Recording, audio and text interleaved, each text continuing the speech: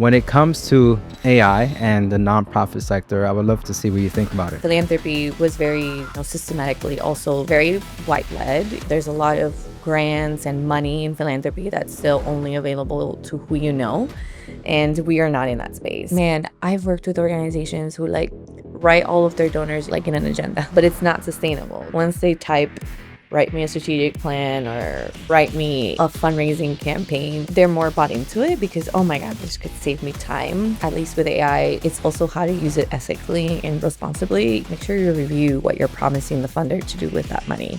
Because ChatGPT will absolutely promise world peace, and you can't do that.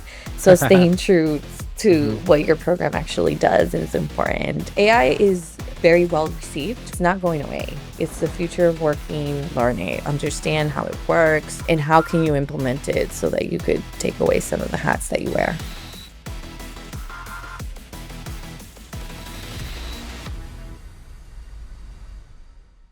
Thanks for tuning in to Privian AI Spotlight. I started this show because AI is changing everything, and most people have no idea how fast. So each week, I'm sitting down with real operators, founders, educators, and people inside of the system AI is already touching. No hype, just real conversation about what's actually happening behind the scenes. So if you want to stay ahead of what's coming, tap subscribe. Now let's get into today's conversation.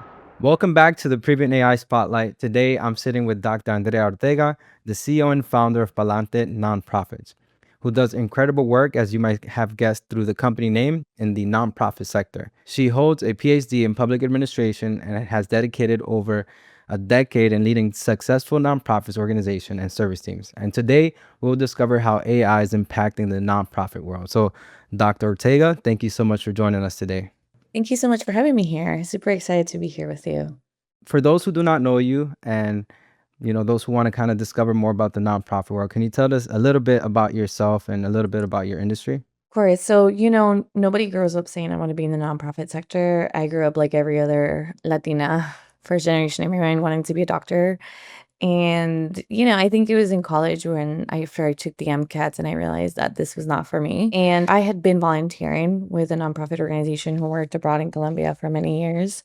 And upon graduation, I sort of kind of landed taking over the organization. And ever since then, I've been in the nonprofit sector. At least for me, it's one, rewarding, obviously, being able to help people who help so much, right? Because each organization has kind of their own mission and things that they're set out to do to help the community. And so for me, it's like I know that my work is multiplied through all of the organizations I work with, but also I'm kind of really freaking good at it. And I say that because I am someone who I do think I was given a gift of people just kind of migrating towards and understanding, and I'm very creative and I'm a team player. And so using kind of my gifts to do that for organizations has been really the highlight of my professional career. And that's how I got started in the nonprofit sector. I got a PhD because obviously I love learning and I love teaching, but academia, I'm a hands-on girly, practitioner, I like being in there with the org. So I kind of did not end up going the academia route, but luckily I was able to finish. And then I am Colombian. I was born in Colombia. I moved to Miami when I was 8. And, so for me, representing mi comunidad and really helping us to thrive has been also a part of me, which is how Palante started, because philanthropy was very, systematically also very white-led. There's a lot of grants and money in philanthropy that's still only available to who you know. And we are not in that space. So Palante really is to help these organizations with Hispanic-led leader, BIPOC-led, and how to teach them how to get in the room, how to be grant ready, how they can enhance their fundraising, staying authentically, not saying that you shouldn't throw a gala, but you really shouldn't throw a gala. Maybe throw a carne asada, staying authentic to our roots to help these organizations fundraise is really a big part of my job. And yeah, I hope that answers your question. No, for sure.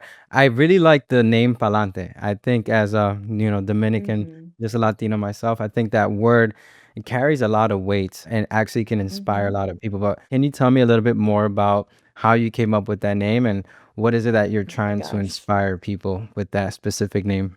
Interestingly enough, so Palante actually, like the idea had been there for a long time. I've been in consulting, either, like a lead consultant or director of service teams and for a consulting firm. And so, I had always been in that space, but I really had to launch Palante out of survival. I was laid off my job 6 months pregnant. And I was like, well, what more sign from God do I need than time to do my own thing? Because I also thought I was gonna launch it and then eventually go back to the workforce because I do like, being a part of the team. Being an entrepreneur is also very hard.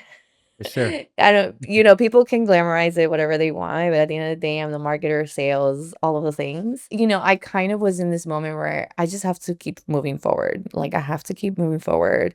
It doesn't matter that they laid me off. It doesn't matter that in 3 months I'm getting pregnant with my third child. Like none of that matters. I just have to move forward. And I think all of that also with watching organizations throughout my time in different roles is that Hispanic, Hispanos, like we as a community are always moving palante. We are always having to go through all of these things, and no matter what, like we'll still go to work and show up. Oh, it's a hot day. I'm still gonna pick your food, giving a tribute to our farm workers who work here. And they still, no, it doesn't matter the circumstances, they still show up. And we also carry, like, at least for me, I know I carried for a long time, like, my parents sacrificed so much to be here and give me opportunities, so I have to show up. I have to move forward. I have to do the next right and big thing. And so I kinda wanted to honor that we shouldn't have to be go-getters all the time, but we are. So, like, how do I keep my organizations moving forward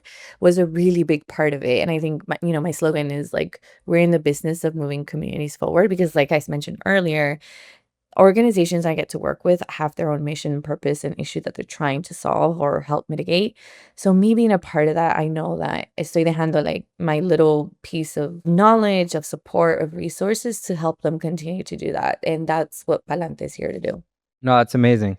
And I know that you also support, nonprofits from the grassroots, all the way to, being implemented and doing their mission. So I saw something on your website in regards to like technology and implementation. So Palante is all about moving forward. And I think even with the mindset of Yeah. moving forward, we have to keep up with trends. And as you know, we're talking about AI. So when it comes to AI and the nonprofit sector, I would love to kind of pick your brain to see what you think about it. Yeah, that's actually really big too with the orgs I work with because there are bigger organizations. And if you look at when I say bigger, like 10 million, $50 million budget organizations, the ones that you see, American Red Cross, United Ways, they have for a long time built systems to work for them, either for being able to segment their donors and build, donor stewardship pipelines and really understand how to use technology to work for them and to fundraise for them. Pero mi gente, like, man, I've worked with organizations who like write all of their donors in una agenda, like in an agenda.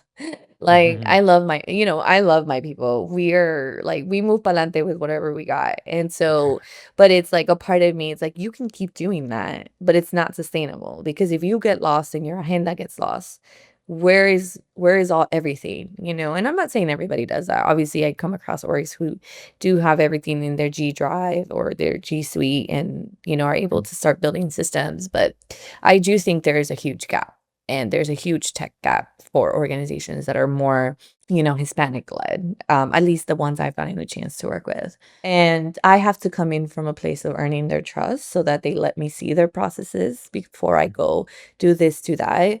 I've also been very humbled by working with organizations who are just not ready to make the leap. And I say that because they have been working with their community and, like I might want to come in and say, use this tool to segment your donors in email, but they might not read it because they have an actual WhatsApp group with all of their community that is very responsive and very active.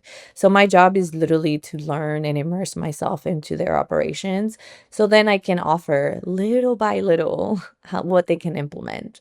AI, luckily, I think everybody, once they see it, once they type write me a strategic plan or write me, a fundraising campaign. Once they see it, like, kind of do it, they're more bought into it because, oh my God, this could save me time.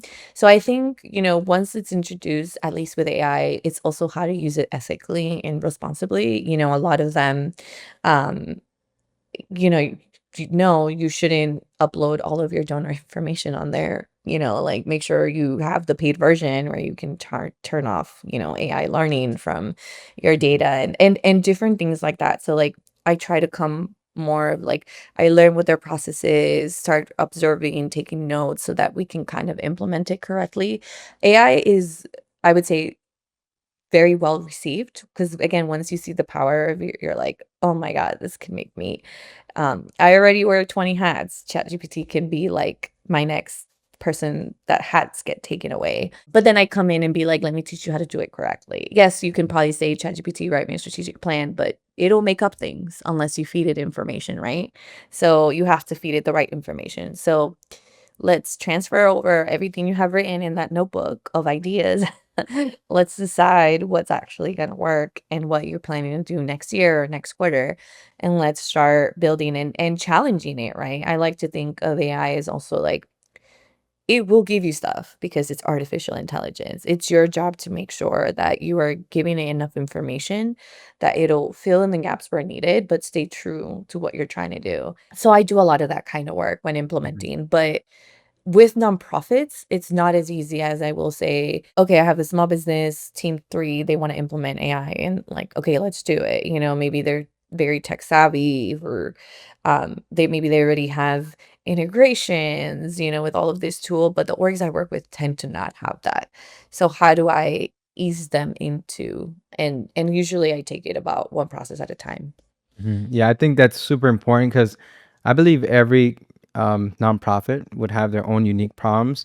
And many times it's because they work with, a lot of people. They have a lot of tribal knowledge that sometimes is not documented. And I guess it's kind of your mission to dissect that and then look at their processes with a ego point of view and then make those suggestions. So I know with that, you need to gain trust. And I know that comes with a lot of patience.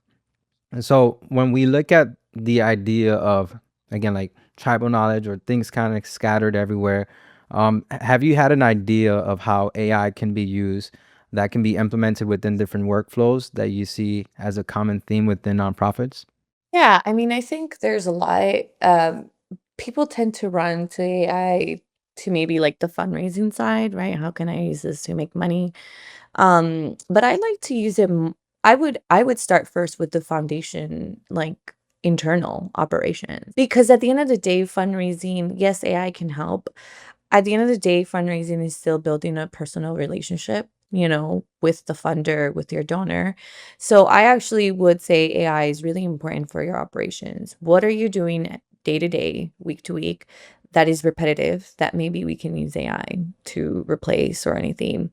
What is one thing that, like, if you didn't have to do, could give you back an hour of your day or something like that? And so once we identify that, then maybe we could see if AI can help in there. But also, like, there's a lot of organizations that I work with that don't have a very thorough website, or one that's inviting, or one that's user friendly, or one that even shares a lot of information of what they actually do. So Mhm. I think it's really important to also tackle the website externally, even if people don't visit it. Like, I tell my orgs, like, oh, but we don't get any donations there. We don't have anyone who sees it.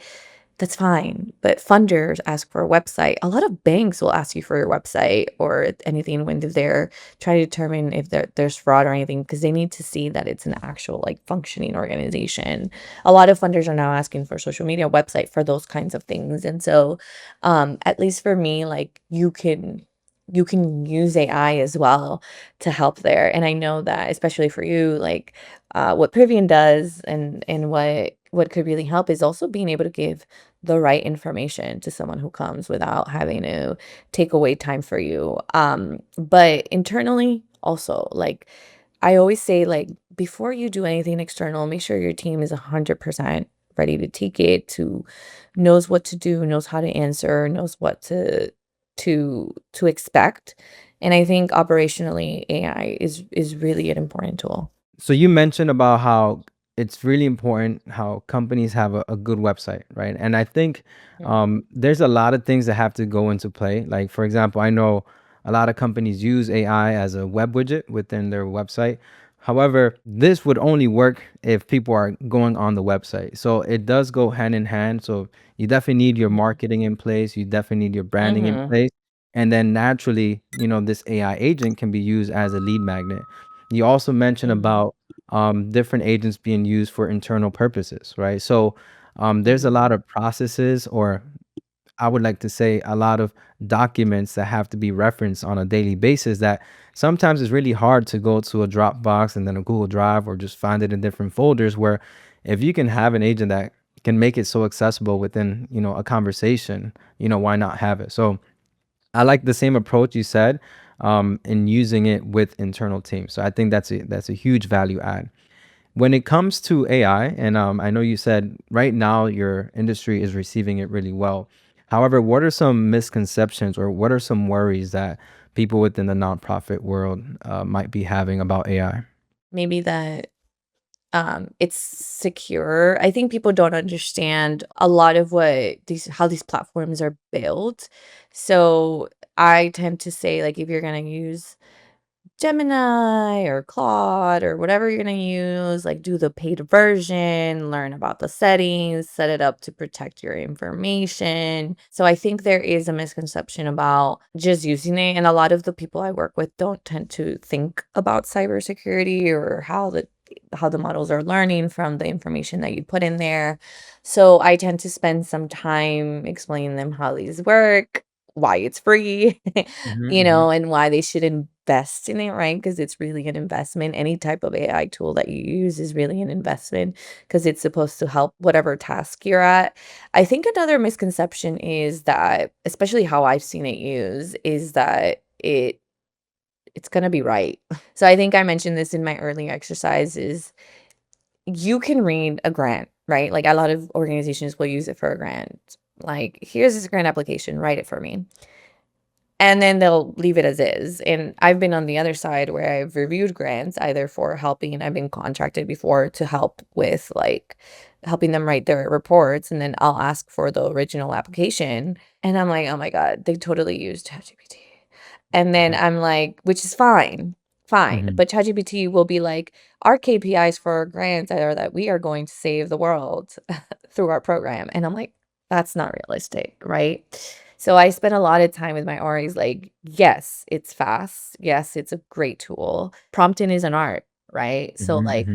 uh, you have to learn the prompts. You have to feed it the right information or else it'll make it up. I think that's a huge misconception in our world. It's like, oh, we could just use it and ChatGPT will do it for you. At the end of the day, there still needs to be that human eye that you need to review. Make sure, especially if you're going to use it for a lot of orgs will use it for grants, like, make sure you review what you're promising the funder to do with that money. Because ChatGPT will absolutely promise world peace. And you Yes. can't do that. So staying true to Hmm. what your program actually does is important. Yeah, I think those are two things that Hmm. tend to come to mind. No, awesome. No, thank you so much for sharing. So, can you also kind of go over how is it that you're using AI on a kind of day-to-day basis? Just some things Y- that we can learn as well. Yeah, I use it, I also have a podcast, and there's AI tools there to extract the right videos, the right files, because again, being a business owner, small business owner, an entrepreneur, like, you're the salesperson, the marketing, all of the things. So I use it in my day-to-day for all of my marketing needs, for I use Canva as well for a lot of my designs, and they've rolled out a lot of really great AI tools to help put together different assets. But I would say, like, I use Monday.com for a project management tool, and so the AI tool is really great for creating intake forms or anything like that. And then my final one is obviously, and my favorite is, I call them employee of the year, is ChatGPT. They're organizing everything by projects, making sure all of my client stuff is in there, and Everybody uses the workspace and we're not sharing passwords. Like my team and I have like a very organized system, but that's just one of the ways I use it on my day to day. It's awesome. Thank you so much for sharing that. And then for the listeners who are listening, can you give them like a practical takeaway that they can apply today? And thinking about your audience as well, even for those who are in the nonprofit industry, like what would it be? Yeah, I would say be open to AI. It's not going anywhere. I would say if there was anything you'd want to take a class on or anything that you'd want to learn more is really understand how AI works because that could help the way you prompt, the way you utilize it, and the way that you can see it in your day-to-day life. So take some courses, there's a lot on YouTube, there's a lot in the internet, and I would say it's not going away. It's the future of working. A lot of people are like, oh, we're going to be replaced by AI. And that's not necessarily true. You're probably going to get replaced by people who have experience working with AI, both on the way that it's used, again, operationally and internally, but even the way it's used in the day to day. So I would say get to know what AI is, how it works, play with different platforms. A lot of them do trials, but your best bet is to also like, okay, if I'm going to use ChatGPT, like I'm going to do the paid version. I'm going to make sure I protect everything. I'm going to make sure I organize everything. I'm going to make sure I start doing it because also like you can create projects in ChatGPT and give it rules and instructions. And so that might help. We use it, I didn't say this there before, but like I use it for creating my proposals. So I have a template. And so now it understands my tone and how we write and different things that we put in our proposals or templates for clients. But if there's a takeaway is learn it. Like go out there, take some classes, understand how it works, understand the power, and how can you implement it so that you could take away some of the hats that you wear. Awesome. Thank you so much for that. You also mentioned earlier you have your own podcast. So for those tuning in, how is it that they can find you? Yeah, so you can find me at www.palantenonprofits.com. My podcast name is Palante Nonprofits. I work with a lot of especially like leaders, executive directors who come in there and share a little bit about what they do. And you can find us on Instagram. That's probably where we're the most active. Awesome. Well, thank you so much, Dr. Ortega. I truly do appreciate your time and all those gems that you gave us. Thank you all, and we'll see you in the next episode. If you're interested in how AI can be used in your business or at work, I'd love to help you understand what that really looks like. I made a free tool called the AI Audit Assistant. It asks you a few simple questions that shows you exactly where your business is leaking time or money and where automation can help. It's simple, it's fast, and completely free. Just click the link below and enter your name and email, and I'll send your audit agent straight to your inbox. And if you got value from this conversation, subscribing really helps this channel grow. So thanks again, and I'll see you in the next episode.